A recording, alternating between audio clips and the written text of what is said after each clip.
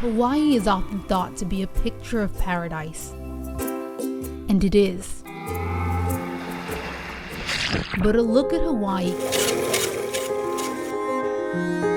can also give us a snapshot into the dangers of aging dams in America. In 2006, one of the state's oldest dams failed. It was like a reverse tsunami. It was as if a tsunami didn't come from the ocean, it came from the mountains. I had a hard time getting my bearings at first. Directly in the path What is it? What am I looking at? was one of Bruce Fearing's properties. And it was devastating to see the destruction that this tsunami coming down from the mountains had caused. It was shocking. Where's the house? Where are the trees?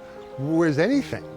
All of a sudden, the police and the firemen were there and they're saying, were there people? And I said, yeah, there are people. They're living in a house right there. The house is not there. 7 people lost their lives. 4 Fearing's family friends, his son-in-law, his oldest daughter, and his young grandson, Rowan. We found 3 of the 7 bodies and the rest were lost forever.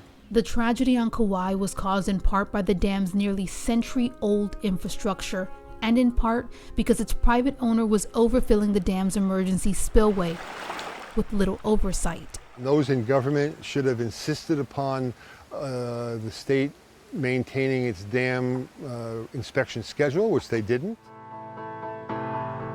The state's Department of Land and Natural Resources has made changes since. There was statutory changes as well as new administrative rules that we did pass. In the past decade, funding has also increased for inspections and repairs. However, Hawaii still leads the country in the number of dams listed in poor condition, with at least 50 in the Aloha State deemed high hazard, meaning if they fail, the outcome could again be deadly and destructive. We are working as best as we can for our program.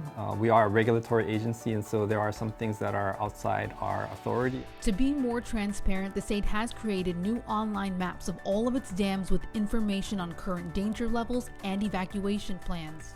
But beyond Hawaii, there are more than 1,600 dams in at least 44 states and Puerto Rico that have infrastructure listed in poor condition with high hazard. I think it's a very important thing for people to know today that there's a lot of people who are vulnerable to the potentials of dam breaches, and they should know that they're vulnerable because they're the people who should be raising their voice to say, there's a dam. If it lets go, the same thing that happened to Bruce Fearing on Kauai could happen to our family. For The Race, I'm Alicia Nieves.